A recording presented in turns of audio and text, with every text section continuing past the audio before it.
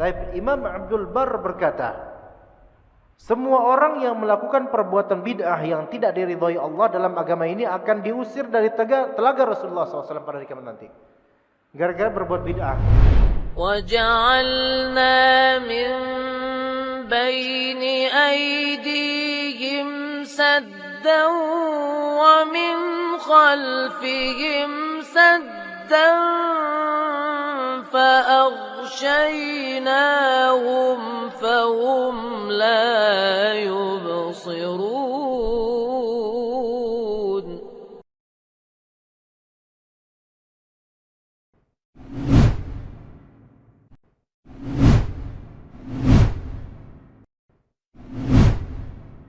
Bismillahirrahmanirrahim. Assalamualaikum warahmatullahi wabarakatuh. Alhamdulillahil karimil fatah, ahlil karami was samah, al mujzili liman amalahu bil arbah, subhanahu faliqil isbah wa khaliqil arwah. Ahmaduhu subhanahu wa ta'ala ala ni'amin tatajaddadu bil ghuduwi war rawah, wa ashkuruhu ala ma sarrafa bihi minal makruhi wa azah.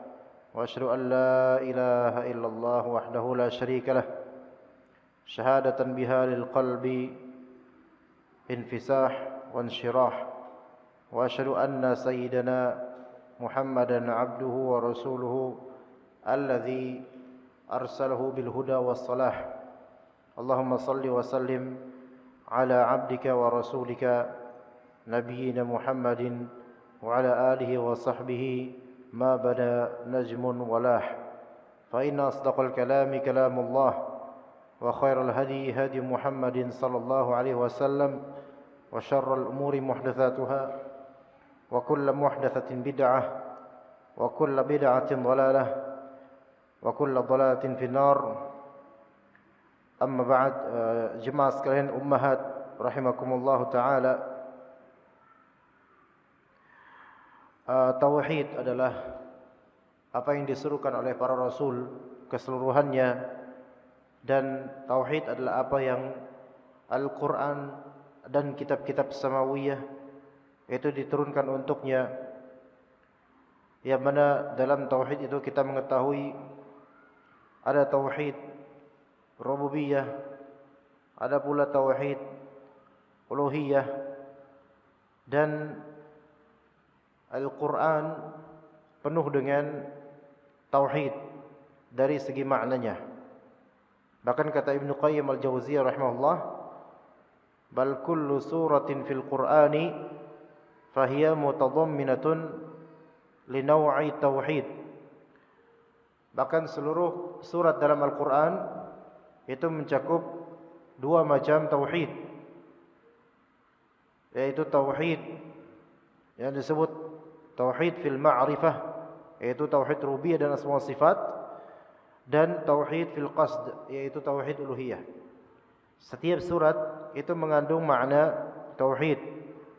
Bahkan bal naqulu qawlan kulliyan, bahkan bisa kita katakan, kata Ibnu Qayyim, inna kulla ayatin fil Qur'an fahiya mutadamminatun lit tauhid syahidatun bihi da'iyatun ilaih.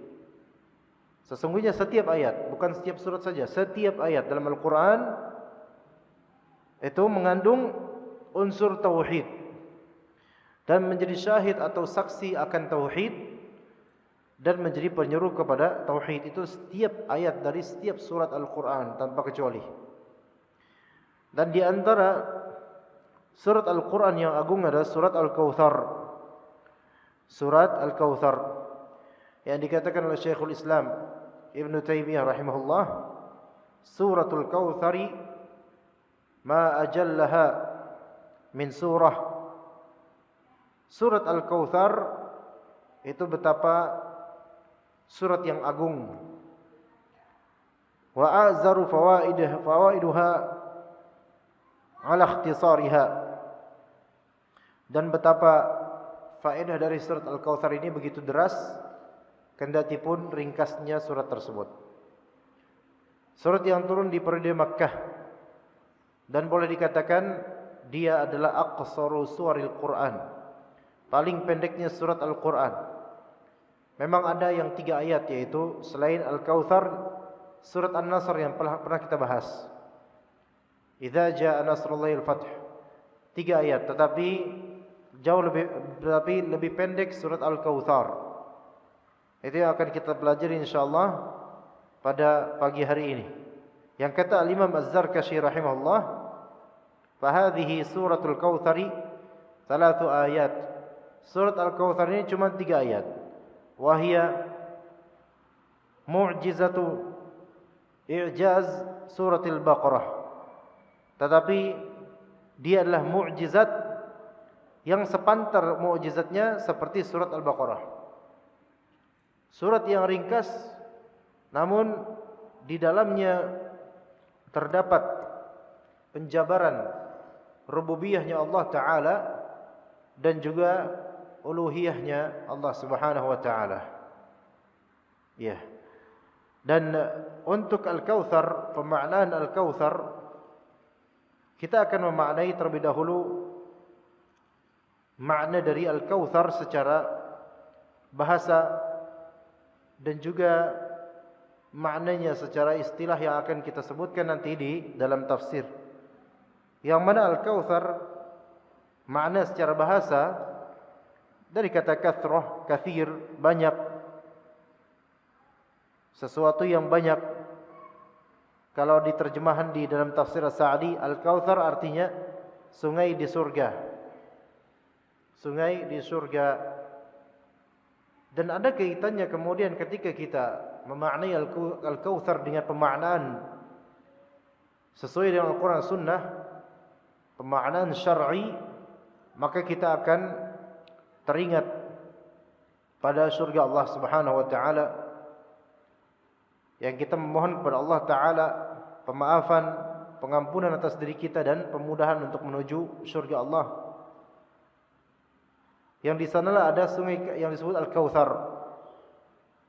Kemudian dikoneksikan dengan itu di mirsad, yaitu nanti di rasd yaumul qiyamah, di salah satu momentum di hari kiamat nanti sebelum ke surga, maka ada yang namanya Haudun Nabi, yaitu telaganya Nabi sallallahu alaihi wasallam. Telaga tersebut karakternya adalah serupa dengan Al-Kautsar di surga karena air telaga tersebut berasal dari telaga Kautsar. Maka air di telaga tersebut berasal dari sungai Al-Kautsar di surga. Maka ummahat sekalian rahimakumullah, kita insyaallah akan membahas terlebih dahulu ayat-ayat di surat Al-Kautsar. Saya minta satu orang dari ummahat untuk membacakan surat tersebut, kemudian membacakan tafsir ayat pertama dari surat tersebut. Fal tatafaddal, dipersilakan ummahat. Dengan siapa ini? Dengan ibu siapa? Tafaddal, tafaddali. Hah? Silakan ibu. Faddali.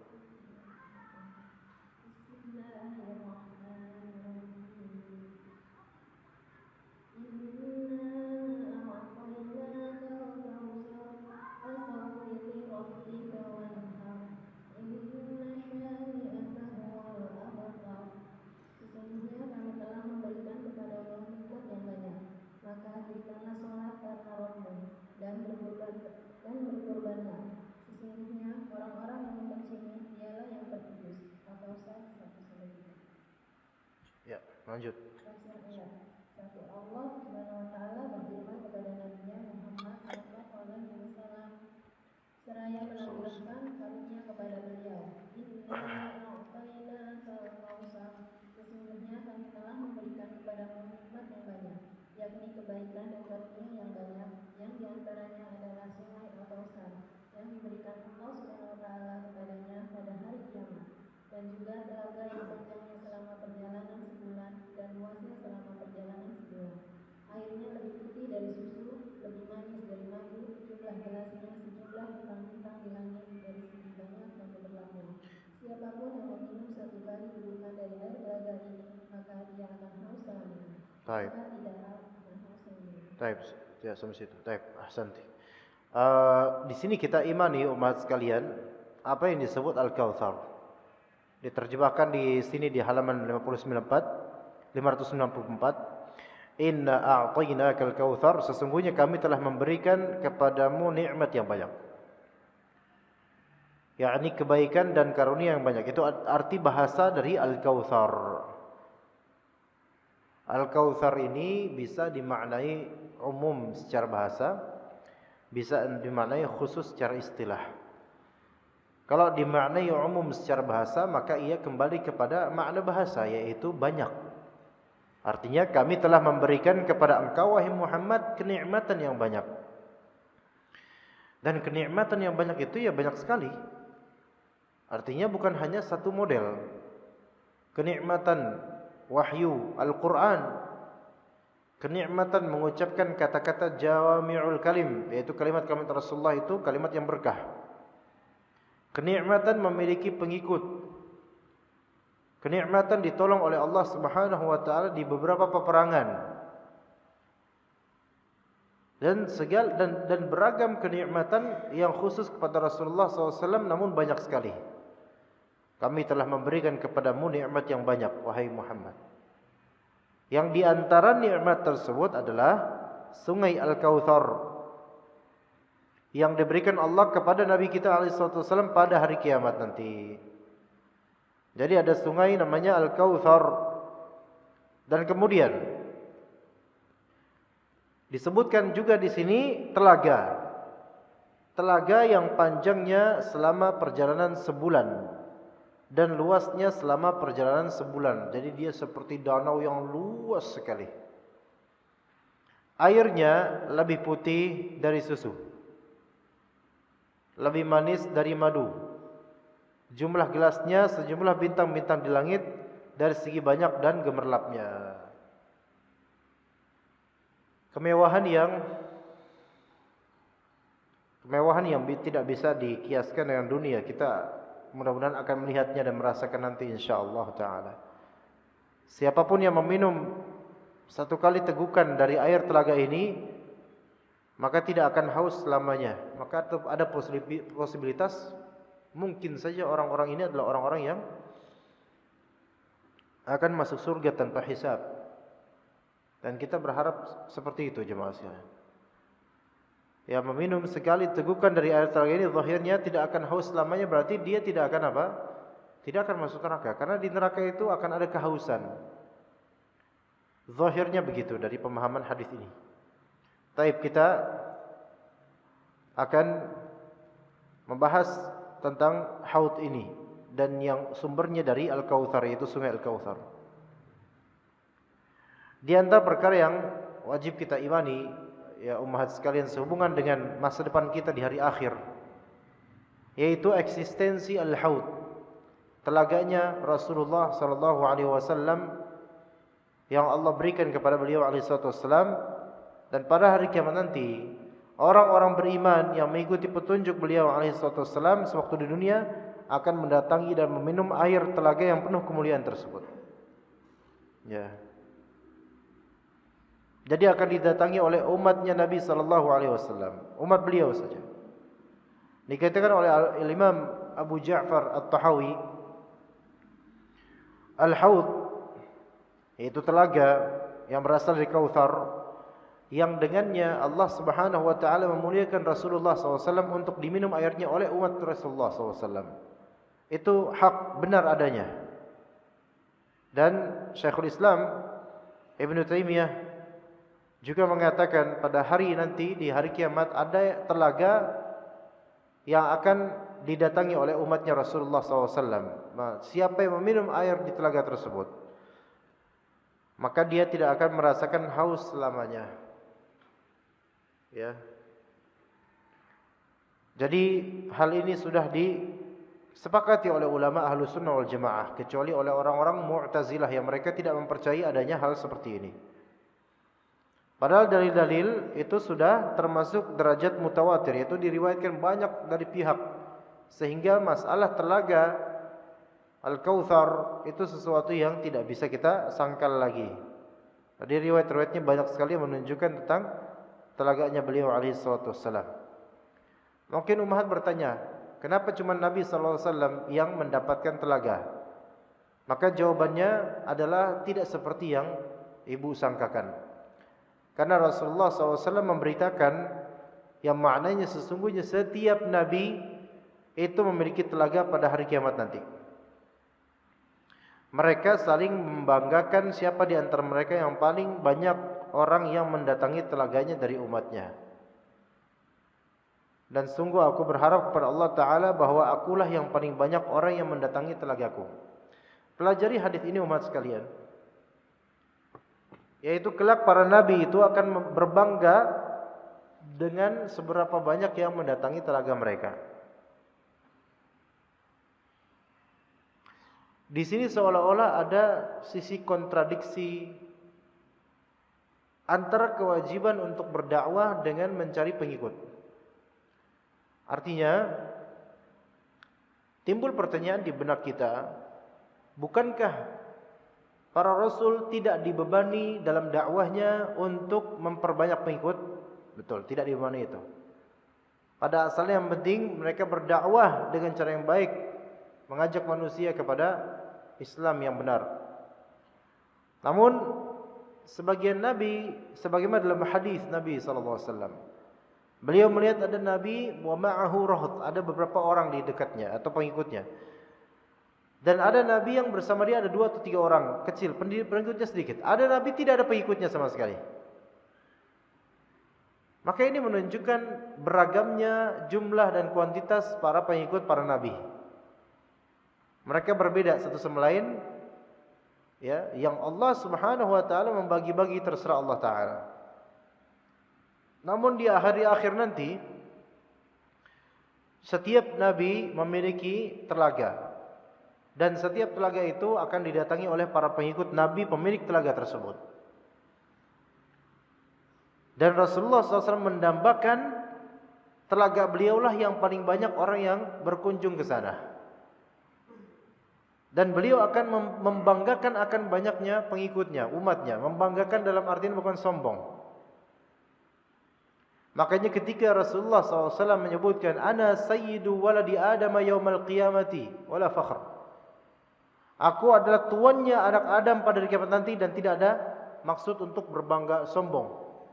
Tapi berbangga di sini yaitu mereka senang dengan banyaknya umat sehingga pahalanya makin bertambah, makin berkah, begitu. Maka dari sini umat sekalian, pertanyaan, bolehkah kita senang dan bangga dengan banyaknya yang datang ke pengajian kita? Maka jawabannya dirinci. Kalau bangga dan senang di sini, yaitu dengan merasa bahwa saya makin banyak orang yang taat pada Allah dengan mendatangi majelis, maka itu kesenangan yang boleh dan bagus. Itu bersyukur namanya. Ya.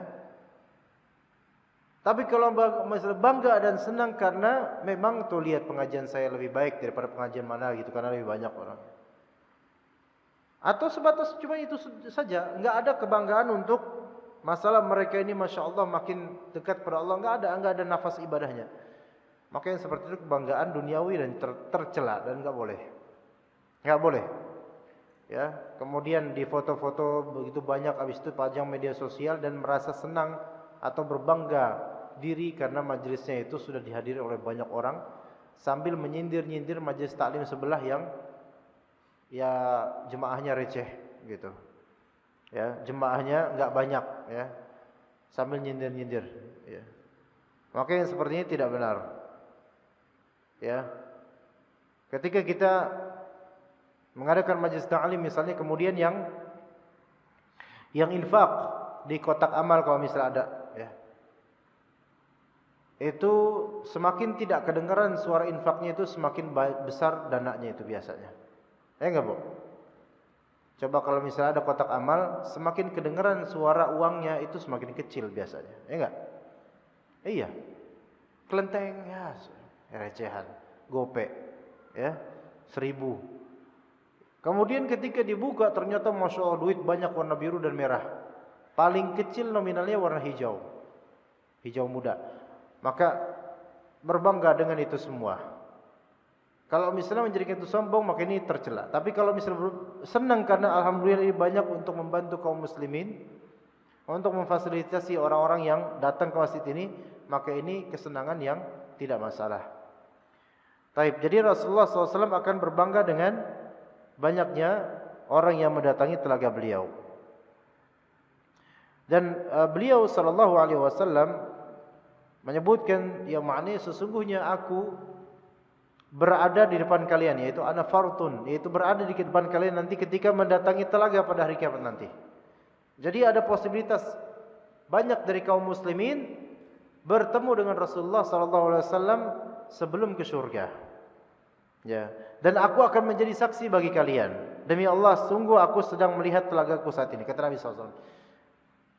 Lalu bagaimana caranya supaya Rasulullah SAW bersaksi untuk orang-orang seperti kita yang sepertinya kok dilihat kayaknya kurang pantas dipersaksikan akan kebaikan kita? Siapa orang-orang yang terpilih ini yang bisa mendatangi telaga Rasulullah SAW yang disebutkan airnya lebih putih dari susu, lebih manis dari madu, jumlah gelasnya sejumlah bintang-bintang di langit? Masya Allah, mewah. Jangan dikiaskan dengan di dunia ya. Wah, airnya lebih putih dari susu. Berarti putih banget dong, kayak gundu babem. Ya. Tahu gundu babem nggak, Bu? Kalau gundu tuh ada yang biasa, ada gundu babem, Bu, namanya. Warnanya putih, ya kan? Itu kalau kita ngomongnya babem. Tapi ibu-ibu, oh ibu-ibu nggak main gundu ya, Bu ya? Main bekel. Ya saya beda, kita beda tipe permainan dulu ya. Jadi putih sekali gitu. Kalau dikiaskan di dunia misalnya sungai airnya putih, kita mikir-mikir mau berenang susah ini, gelagapan. Karena apa? Karena nggak bisa kelihatan putih semua, serem banget gitu kan. Ya tapi kan itu di sana di akhirat kita nggak pernah ngelihat langsung, sehingga ya kita menghakimi dengan logika duniawi kita. Kemudian ditambah dengan apa? Lebih manis dari madu. Jangan dikiaskan dengan manisnya sesuatu di dunia ini. Ya, lebih manis dari madu. Ntar semut banyak yang ke sana, gitu kan? Semut. Ntar dikerubutin semut merah lagi. Ntar kalau kita minum ada semut gelagapan di air gitu misalnya. Enggak ada umat sekalian. Jadi di akhirat tuh beda. Siapa yang mendatangi telaga tersebut? Mereka adalah orang-orang yang beriman kepada Rasulullah SAW dan selalu mengikuti petunjuk yang beliau sampaikan. Adapun orang-orang yang berpaling dari petunjuk beliau sewaktu di dunia, maka mereka akan diusir dari telaga tersebut. Nauzubillah. Ya. Siapa yang diusir? Dalam hadis Nabi SAW hal tersebut disebutkan. Ya.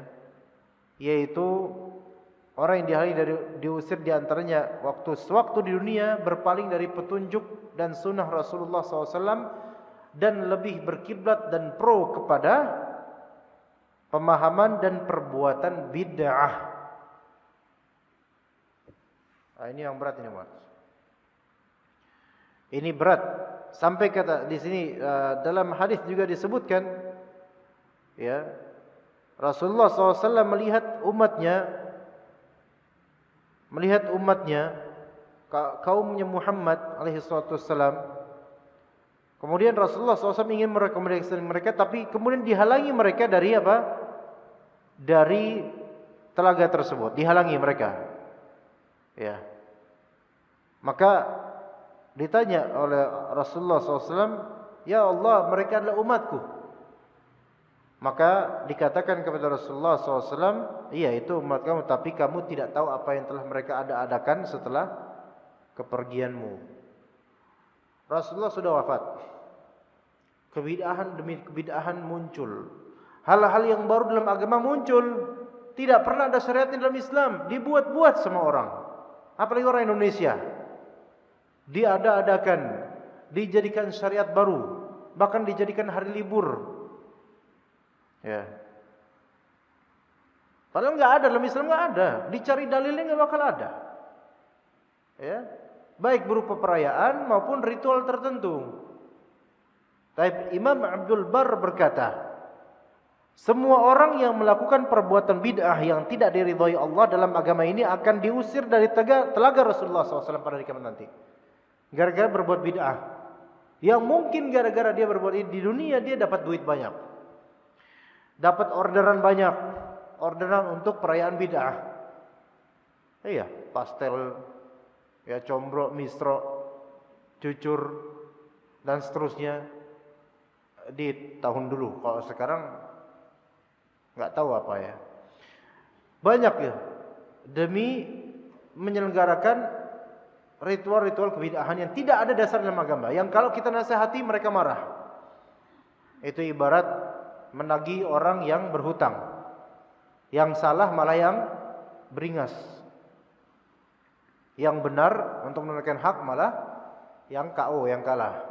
Itu yang terjadi seringkali di zaman tersebarnya kebid'ahan setelah wafatnya Rasulullah SAW.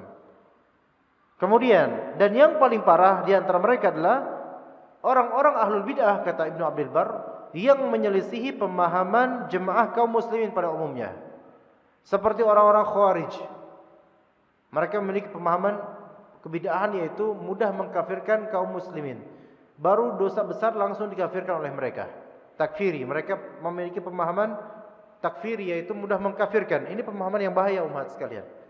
Dan rata-rata teroris Khawarij itu mereka adalah orang-orang yang memiliki wajah yang tidak pernah dipersangkakan akan memiliki bom. Banyak dari wajah-wajah mereka itu melukiskan indahnya kesejukan ibadah, sayunya mata, zuhudnya wajah.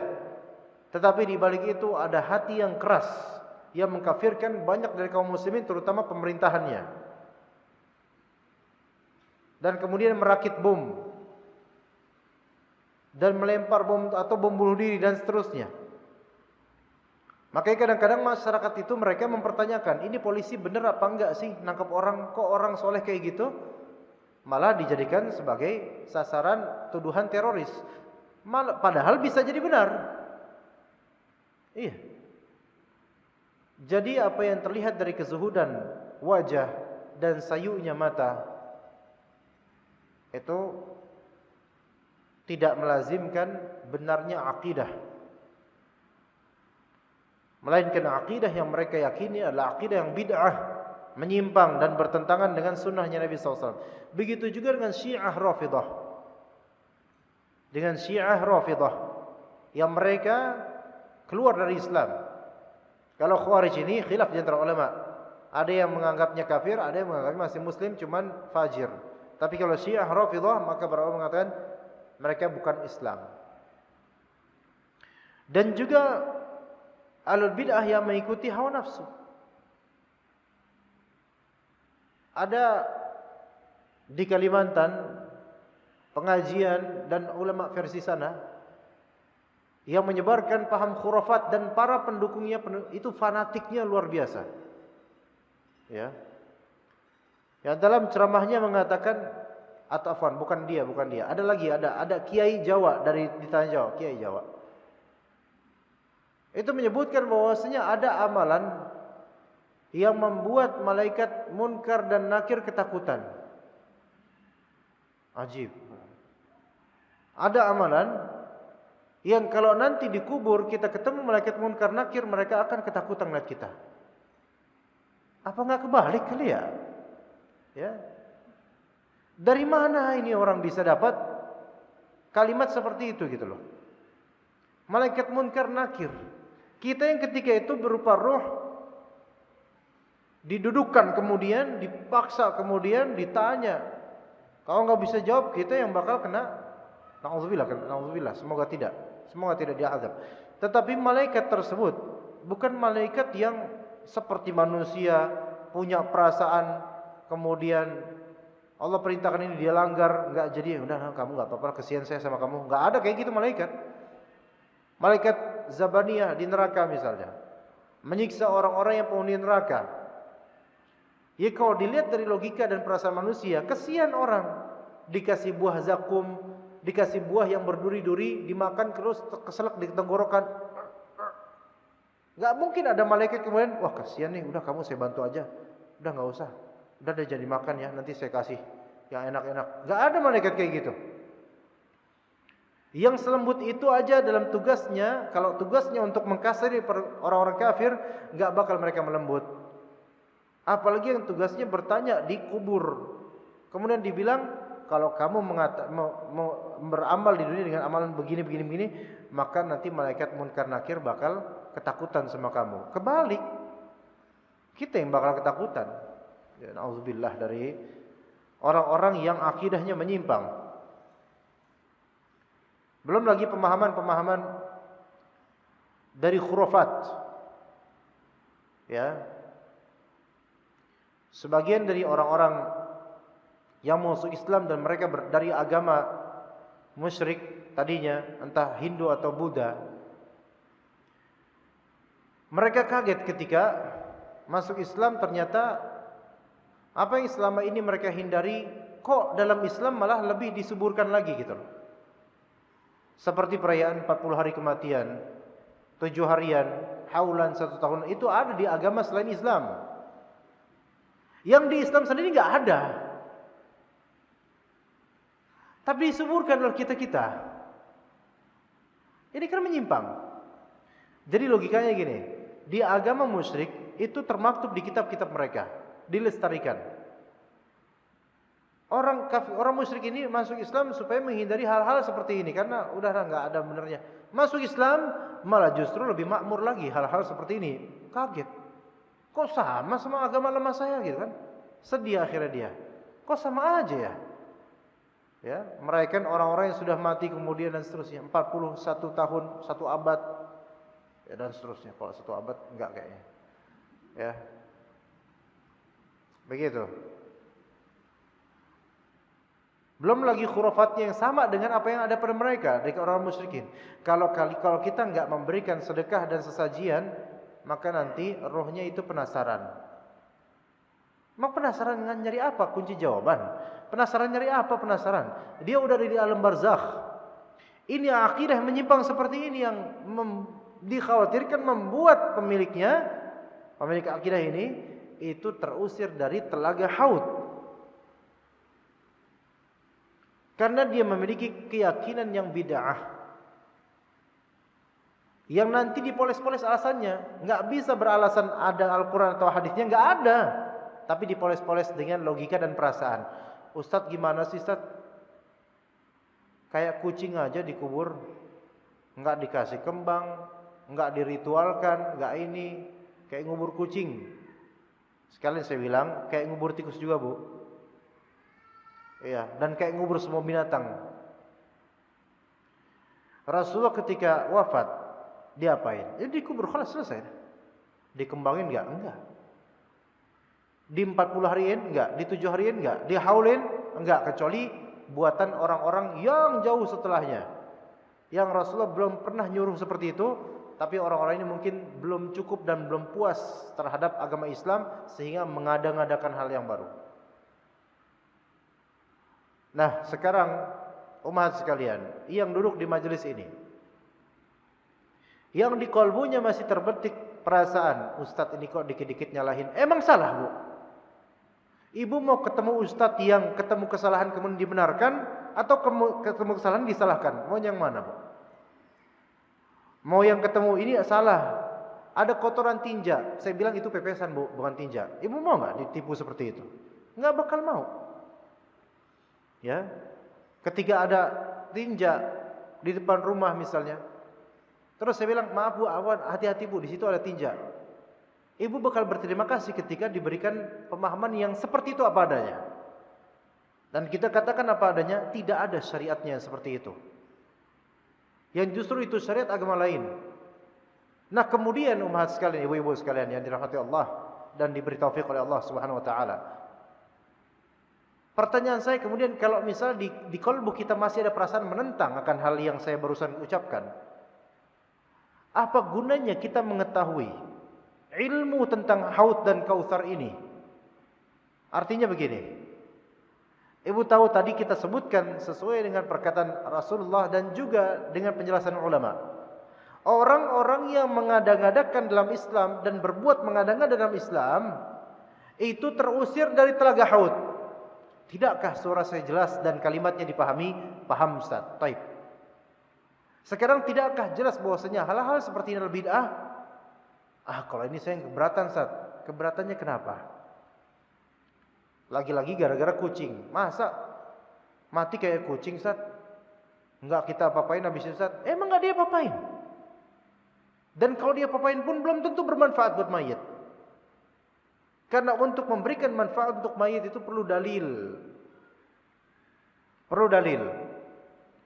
Baik. Supaya ilmu kita manfaat, jemaah sekalian. Ketahuilah ilmu-ilmu tadi. Pertama, tentang haud telaga. Yang meminumnya itu tidak akan haus setelah itu selamanya. Dan di antara syarat untuk bisa di telaga tersebut, jangan berbuat hal yang diada-adakan dalam agama Allah. Kalau enggak mau terusir, jangan ditapi-tapikan dengan alasan perasaan, enggak enakan dan logika. Karena betapa banyaknya perasaan itu mengkhianati agama kita sendiri. Betapa adanya enggak enakan itu menceburkan seseorang ke neraka. Abu Thalib tidak mau masuk Islam. Kenapa? Enggak enakan. Kemudian logika, betapa banyaknya logika orang-orang yang membuat dia ateis dan tidak beriman kepada Allah dan Rasulnya. Lalu dari mana kita beragama? Dari dalil. Wa ma ataakumur rasulu fakhudhuh. Apa yang Rasul datangkan, tunaikan. Wa ma nahakum anhu fantahu. Yang Rasul larang, udah enggak usah diterusin. Kan enak seperti itu, Mas sekalian. Jelas. Yang Rasulullah di antaranya apa? Perbuatan bid'ah mengada-adakan dalam beragama. Ya. Maka umat sekalian, saya tidak ingin ketika ada di sendal ummahat misalnya. Di sendal ummahat ternyata maaf ada tai kotok, Bu. Tai kotok tahu Bu ya? Kotoran ayam. Ya. Ibu mengendus bau apa nih ya? Saya mau ngasih tahu itu ada teh kotok Bu. Ntar ibu tersinggung. Enggak apa udah biar Anda. Itu Bu, di sendal ibu ada teh kotoknya. Ya. Ya saya ngomong gitu. Kenapa? Agar ibu selamat dari baunya itu. Ya. Daripada saya enggak enak lah saya kasih, enggak usah kasih tahu deh. Biarin kebauan sendiri. Ya enggak enak enggak gitu. Apalagi posisi saya penasehat atau pemberi wejangan, maka di sini perlu penjabaran dan kita memohon kepada Allah Subhanahu wa taala taufik, hidayah agar melapangkan kalbu kita untuk menerima kebenaran walaupun pahit yang kata Nabi sallallahu alaihi wasallam, "Qulil haqqa walau kana murran." Katakanlah kebenaran walaupun itu pahit. Dan betapa seringnya obat itu lebih pahit daripada minuman-minuman yang membuat kita sakit. Dan betapa banyaknya hal-hal duniawi yang manis, namun pada akhirnya penyesalan yang hanya bisa kita lakukan. Begitu umat sekalian. Saya berharap diri saya dan orang-orang yang saya cintai karena Allah, baik dari keluarga, teman, para penuntut ilmu dari ikhwan dan akhwat yang tulus mencari ilmu karena Allah dan mengikuti tuntunan Rasulullah dan menghindari perbuatan syirik dan bid'ah, agar Allah memudahkan untuk mereguk apa yang ternikmatkan dalam telaga Haud sehingga Allah meridhai kita semua dan memudahkan kita untuk masuk surga tanpa hisab, kendati pun dosa-dosa kita sebegitu langitnya. Maka umat sekalian, ummahat sekalian, mintalah kepada Allah Ta'ala kelapangan hati. Jika masih ada kegusaran di jiwa disebabkan hal-hal yang tadi mungkin kurang sreg di hati karena bertentangan dengan kebiasaannya, maka kita katakan bahwasanya kebiasaan manusia secara zat itu tidak melazimkan dia selamat. Tetapi apa yang ada di Al-Quran dan As-Sunnah, jika diikuti maka itulah kunci keselamatan. Maka pilihlah apa yang di Al-Quran dan As-Sunnah dan lucutilah ego dan kesombongan kalbu kita. Karena kata Nabi SAW, Al-kibru batarul haqqi wa ghamtun nas. Al-kibr, kesombongan adalah menampik kebenaran dan merendahkan manusia, melecehkan orang-orang. Jangan sampai kita, mata ini bisa melihat, namun mata batin terbutakan. Kita melihat ada orang di tengah siang bolong seperti ini, dia menengadah ke langit. Kemudian dia berkata, itu bulan mas. Kita bilang bukan, itu matahari. Kata dia, bukan, itu bulan. Kita bilang, itu matahari mas. Jelas kayak gitu. Maka kalau dia masih menyangkal sesuatu yang sudah terlalu jelas baginya, maka kita serahkan kepada Allah Subhanahu wa taala. Semoga Allah taala berikan taufik kepada hati saya dan juga ummahat sekalian. Baik, silakan Bu Danti ayat kedua. Tafadhali. Dan setelah Allah Subhanahu wa taala menunjukkan karunia yang diberikan padanya, Allah Subhanahu wa taala menyuruhnya untuk bersyukur seraya berfirman, "Fasholli li rabbika wanhar," maka dirikanlah salat karena Rabbmu dan berkurbanlah. Allah Subhanahu wa taala menyebut dua ibadah ini secara khusus karena keduanya merupakan ibadah paling utama dan amalan untuk mendekatkan diri kepada Allah Subhanahu wa taala yang paling mulia. Di samping itu karena salat untuk wujud ketundukan hati dan raga kepada Allah Subhanahu wa taala dan mendorong orang untuk melakukan berbagai macam ibadah. Dan dalam berkurban terdapat nilai pendekatan diri kepada Allah Subhanahu wa taala dengan sembelihan paling baik yang dimiliki seseorang dan mengeluarkan harta yang secara fitrah amat dicintai dan dijaga oleh jiwa. Ayat kedua, setelah Allah Subhanahu wa taala menyebutkan karunia yang diberikan padanya, Allah taala menyuruh Nabi kita alaihi salatu wasallam untuk bersyukur. Setelah diberikan Al-Kautsar, hal yang banyak, nikmat yang bersyukur. Seraya berfirman, "Fasholli li rabbika wanhar." Maka dirikanlah salat karena Rabbmu dan berkurbanlah. Dalam hadis lain, Rasulullah SAW dihikayatkan salat malam itu sampai kakinya pecah-pecah lebam ya. Saking lamanya berdiri, itu khusus Rasulullah. Kalau kita tidak usah memaksa seperti itu khusus Rasulullah SAW. Ketika ditanya kenapa begitu ya Rasulullah, maka kata beliau, "Afala akunu 'abdan syakura?" Apa saya tidak boleh menjadi hamba yang sangat bersyukur? Maka salat itu di antara ritual syukur yang tertinggi umat sekalian. Sampai-sampai juga dalam hadis lain, "Al-'ahdu alladzi bainana wa bainal kufri tarkus shalah." Batasan atau perjanjian antara kita dengan kekufuran adalah meninggalkan salat.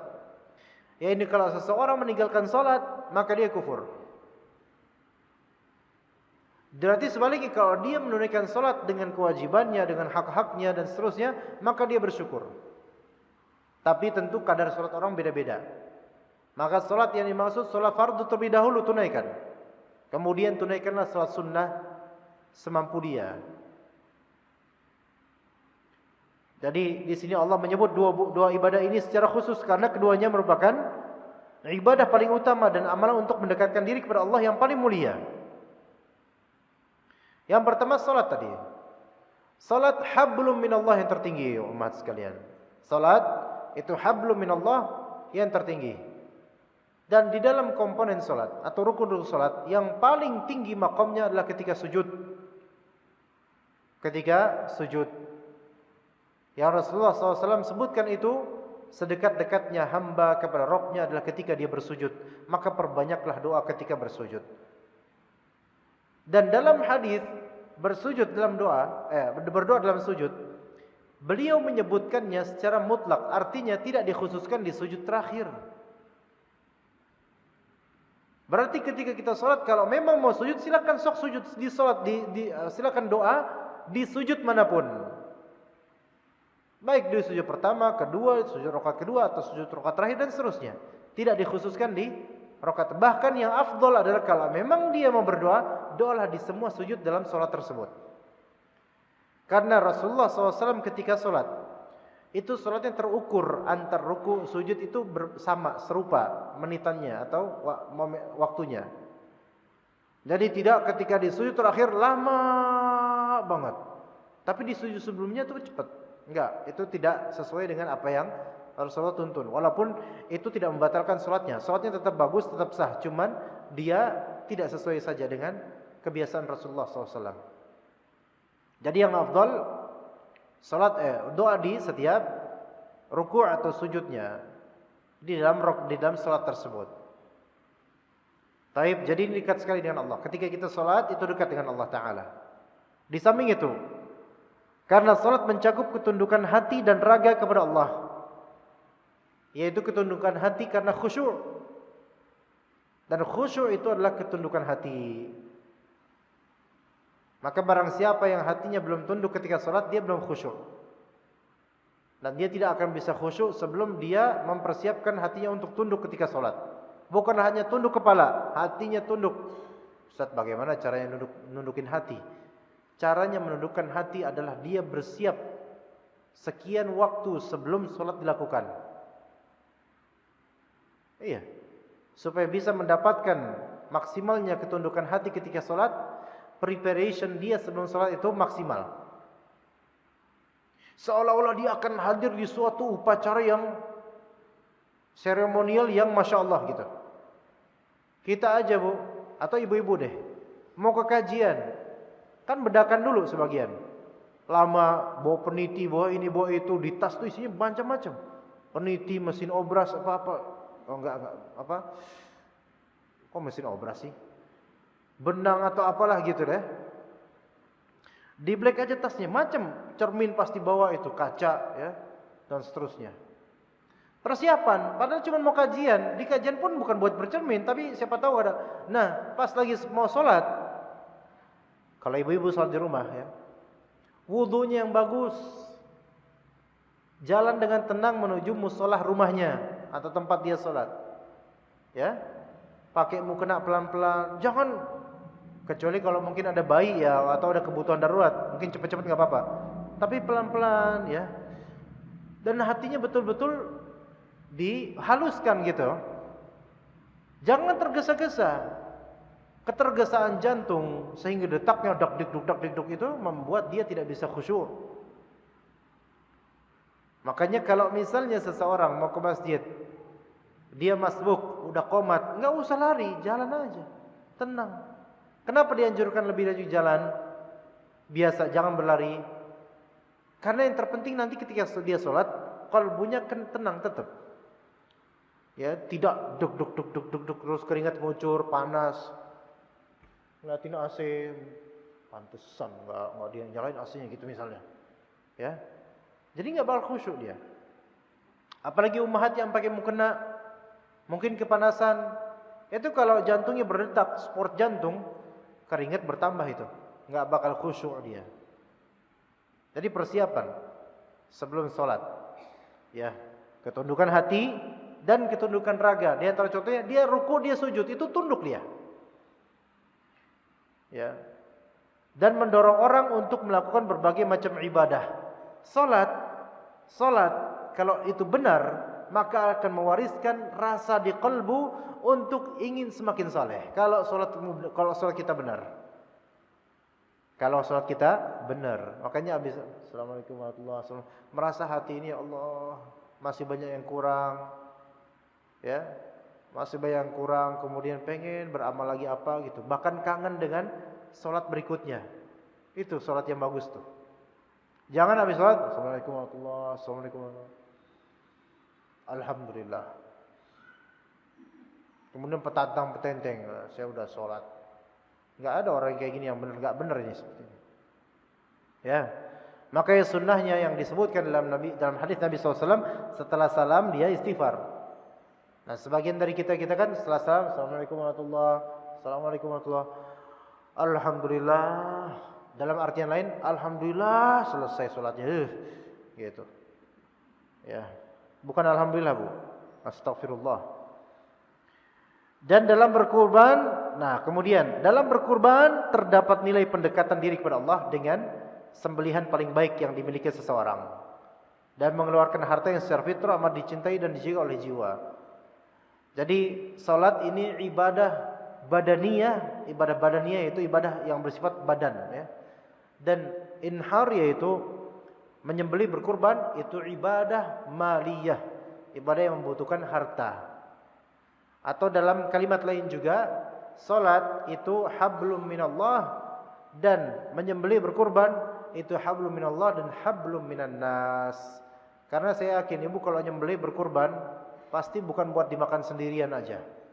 Ya bagi-bagi buat orang, maka itu bermanfaat dan pahalanya berlimpah insyaallah.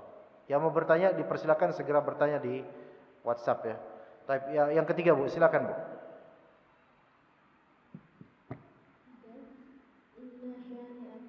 Sesungguhnya orang-orang yang membenci kamu yaitu orang yang tidak suka, mencela dan menghinamu. Huwal abtar, dialah yang terputus, yakni terputus dari semua kebaikan, terputus amal dan reputasi nama baiknya. Sementara Muhammad SAW adalah sosok yang benar-benar sempurna, yang memiliki kesempurnaan, yang membuat manusia mengagungkan sebutannya dan banyak penolong serta pengikutnya. Baik. Inna syani'aka huwal abtar. Sesungguhnya orang-orang yang membenci kamu, yaitu orang yang tidak suka, mencela dan menghinamu, itulah dia yang terputus, yaitu terputus dari segala kebaikan. Ini baik yang mencela di zaman Nabi maupun yang mencela di zaman sekarang. Dan mencela di sini tidak mesti mencela nabinya langsung. Kadang-kadang mencela sunnahnya.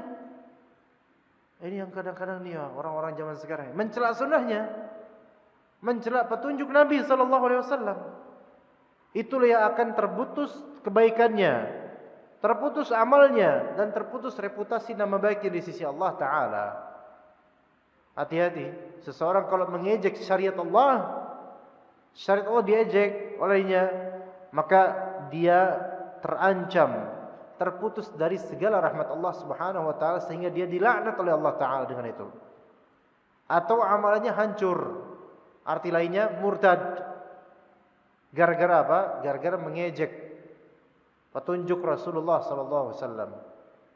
Dan di antara yang bersifat kontemporer, sebagian dari orang menyebut yang cadaran misalnya disebut sebagai ninja misalnya, oleh sebagian orang. Ini mungkin bercanda dia. Tapi ini candaan yang mungkin bagi orang-orang fasik lucu. Tapi bagi Allah dan Rasulnya ini penghinaan. Ya, maka hati-hati umat sekalian. Yang ikhwan kemudian diinjek, dia pakai celana cingkrang di atas mata kaki. Dibilang oleh sebagian orang itu kebanjiran ya Mas ya, gitu. Ya, padahal ada yang lebih kebanjir kalau misalnya itu kebanjiran, ada yang lebih kebanjiran lagi daripada itu. Perempuan-perempuan yang pakai rok mini, itu banjirnya seberapa itu? Selutut ya Mbak ya. Ayo. Ini mengejek syariat Allah Ta'ala karena memang ada syariatnya untuk mengangkat di atas mata kaki bagi laki-laki. Ada syariatnya. Oke, kita beri uzur orang-orang ini tidak tahu hadis-hadis tersebut. Maka kita bimbing mereka, Pak, hati-hati dalam berbicara. Ini ada hadisnya. Hati-hati. Ya, orang yang membenci syariat Allah, membenci sunnah Nabi, itu khawatirnya terputus dari segala kebaikan. Dia mengira dunia yang digenggamnya itu bisa menebus segala kalimat-kalimatnya di akhirat nanti. Amalan kita umat sekalian, amalan buruk kita nanti enggak bisa ditebus dengan dunia, karena di akhirat nanti dunia sudah tidak ada buat kita. Jangankan di akhirat, kita masuk ke alam barzakh, ke kubur saja, kita udah enggak punya dunia lagi. Semua kepemilikan kita diwariskan kepada anak cucu dan ahli waris. Maka apa yang kita punya nanti? Maka hati-hati umat sekalian dalam mengomentari syariat Allah. Dalam mengomentari syariat Allah, hati-hati. Ketika Rasulullah sudah mengatakan begini, maka jangan ditentang. Jangan ditentang. Dengan logika, dengan perasaan, jangan. Hati-hati. Sementara Nabi Muhammad SAW adalah sosok yang benar-benar sempurna, yang memiliki kesempurnaan, yang membuat manusia mengagungkan sebutannya, yaitu manusia banyak yang mengagungkan sebutan Rasulullah, Muhammad Rasulullah. Wa rafa'na laka dzikrak. Kami mengangkat penyebutan namamu wahai Muhammad. Buktinya 5 waktu azan pada nyebut seantero Indonesia. Masya Allah. Saking mulianya beliau alaihi salatu wassalam. Maka lihat ketika di zaman Muhammad, Abu Jahal, Abu Lahab dan para kawan-kawannya menghina Nabi SAW. Justru nama-nama mereka yang kemudian Allah hinakan sampai sekarang. Sampai sekarang ada nggak orang yang menamakan anaknya Abu Lahab? Nggak ada. Atau menamakan anaknya Abu Jahal? Nggak ada. Nggak ada. Tapi mayoritas atau banyak, bahkan nama yang terbanyak adalah Muhammad atau Ahmad, dan mengalahkan popularitas Jesus bagi orang Kristen. Lihat, wa rafa'na laka dzikrak. Dan banyak penolong serta pengikutnya. Makanya umat sekalian, kata Nabi SAW, tazawwajul waludal wadud. Nikahilah oleh kalian wahai pria, perempuan yang subur dan penyayang. Kenapa kata Nabi SAW, fa inni mukatsirun bikumul umam. Aku itu akan berbangga dengan banyaknya umat kalian, umat ini. Itu Rasulullah senang ketika orang-orang punya anak banyak, umat sekalian begitu.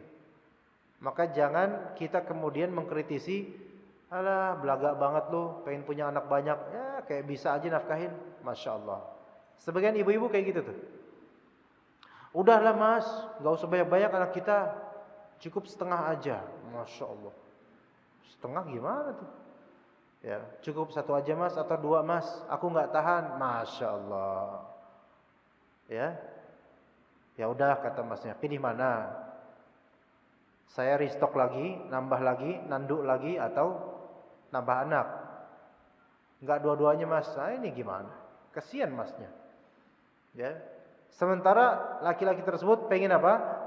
Pengen menegakkan syariat Allah dengan memperbanyak anak. Tapi sebagian dari ibu-ibu dengan logika dan perasaan mereka bilang, udah mas aku nggak kuat.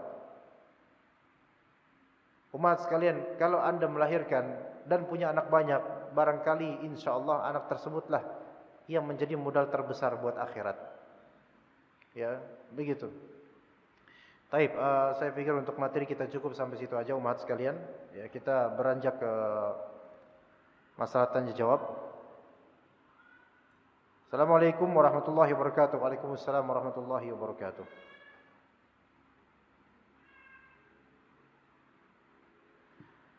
Afwan Ustaz, apakah berdoa dalam sujud boleh dalam bahasa Indonesia?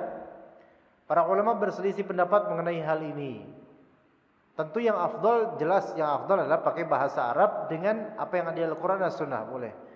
Tapi di sini konteksnya dia, misal dia tidak bisa berbahasa Arab, tidak paham bahasa Arab, dan dia hanya bisa mengungkapkan keluh kesahnya dan permintaannya dengan bahasanya dia, maka yang sahih dari pendapat ulama insyaallah adalah dia boleh berdoa dalam salatnya dengan bahasa Indonesia di doa-doa yang dia tidak bisa mengungkapkannya kecuali dengan bahasa Indonesia. Begitu ya.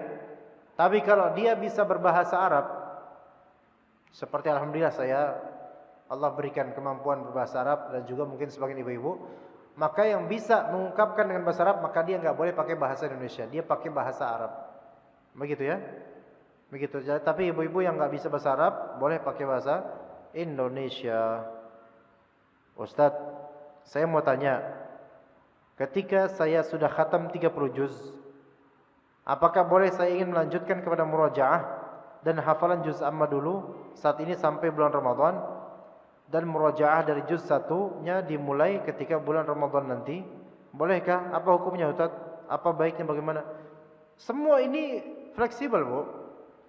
Ibu udah khatam, boleh enggak melanjutkan murajaah atau hafalan juz amma dulu saat ini sampai? Ibu fleksibel, Bu. Enggak diwajibkan seseorang untuk harus sebulan 30 juz. Apa yang dia mampu dari baca Al-Quran, silahkan. Kalau dia bisa sebulan 30 juz, silahkan. Kalau dia udah khatam kemudian dia pengen murajaah dulu, juz amma dulu, silahkan. Atau murajaah juz 1 dulu, nanti bulan Ramadan aja, silahkan. Karena seseorang itu tergantung dengan kemampuan dia dan waktu luangnya dia. Ya, itu semua tidak ada masalah. Yang bermasalah adalah ketika orang itu jarang baca Quran atau nggak pernah baca Quran. Iya. Bahkan orang baca Quran cuman acak, misalnya hari ini dia baca Al-Baqarah, esok hari dia baca surat Maryam, lusa dia baca surat Al-Anbiya misalnya, dan seterusnya. Beda-beda ngacak, itu pun tidak berdosa, tidak masalah, dia pahala sesuai dengan apa yang dia baca dari segi banyak dan kualitas imannya. Maka ini dibebaskan umat sekalian, ya, jangan merasa bahwasanya harus pakem, harus sekarang semuanya, enggak. Semampu dia. Kalau memang dia bisa dijamak semuanya, alhamdulillah. Sekarang dia sambil tilawah, sambil murajaah, itu bagus, ya. Ya, taib. Ini udah tidak ada pertanyaan lagi ya.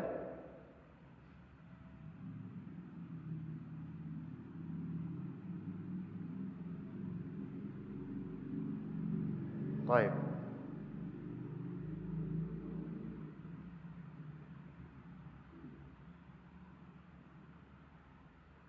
Ada ternyata. Assalamualaikum Ustaz. Waalaikumsalam warahmatullahi wabarakatuh. Maaf, mohon penjelasannya bagaimana adab saat ziarah. Seperti tadi disampaikan taburan bunga, tidak ada hal seperti itu. Bagaimana dengan pemakaian nisan? Jika tujuannya supaya kita mengetahui makan tersebut. Ya. Nabur bunga itu pada asalnya adalah tradisi orang-orang Nasrani dan seterusnya. Kalau berdalil dengan Nabi SAW mendengar 2 orang dalam kuburnya itu diazab, kemudian beliau tancapkan pelepah atau batang dari pohon, maka kita katakan itu khusus Nabi SAW yang Allah beritahu di situ diazab. Tapi kalau kita tidak kena dengan hukum itu, kita enggak melakukan itu.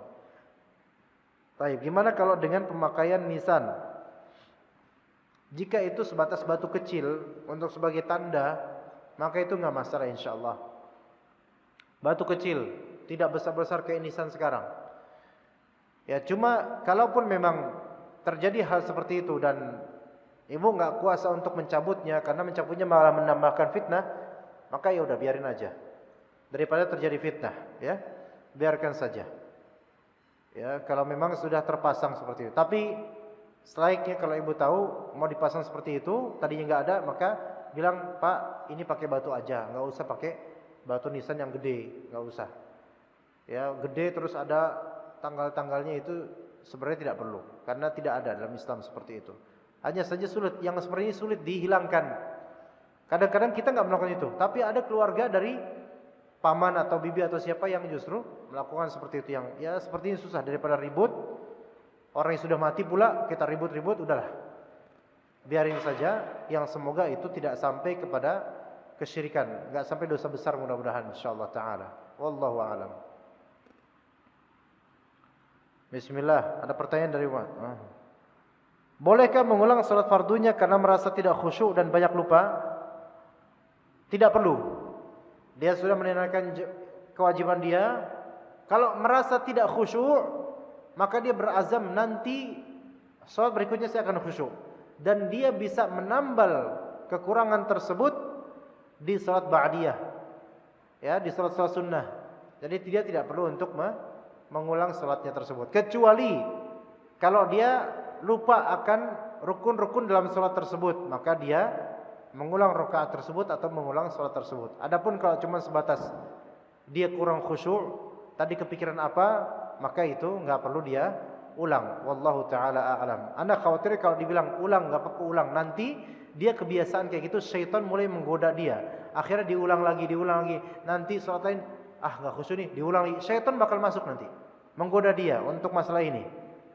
Pernah enggak ibu-ibu lihat orang takbiratul ihram, Allah.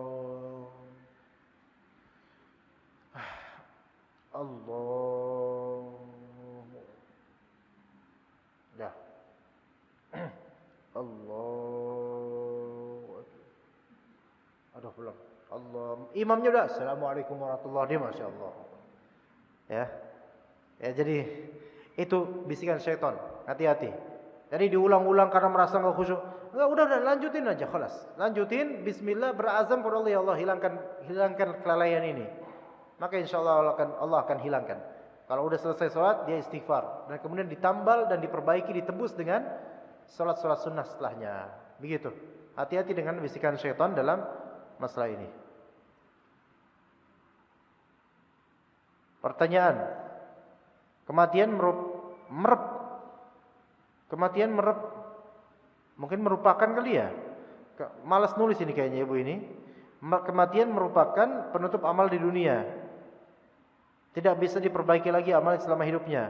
Tapi ketika dia meninggal, kemudian dia memiliki keluarga yang saleh, selalu menyisihkan bersedekah jariah untuk diniatkan untuk si mayit tersebut. Apakah hal ini bisa menambah investasi pahala untuk si mayit? Sahih, bisa. Ini bermanfaat untuk mayit tersebut.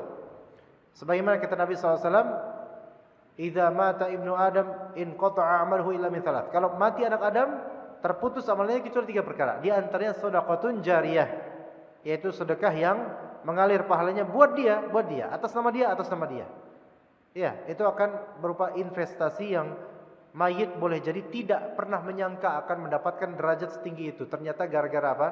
Gara-gara ada dari keluarga yang atau siapapun yang bersedekah atas nama dia atau mewakafkan suatu hal yang bermanfaat untuk umat atas nama dia. Iya, saya pikir ini cukup insyaallah pertanyaannya sampai sini. Jazakumullahu khairal jazaa. Wa sallallahu ala nabiyyina Muhammad wa ala alihi wa sahbihi ajma'in. Subhanakallahumma bihamdika asyhadu an la ilaha illa anta astaghfiruka wa atubu ilaik. Wassalamu alaikum warahmatullahi wabarakatuh.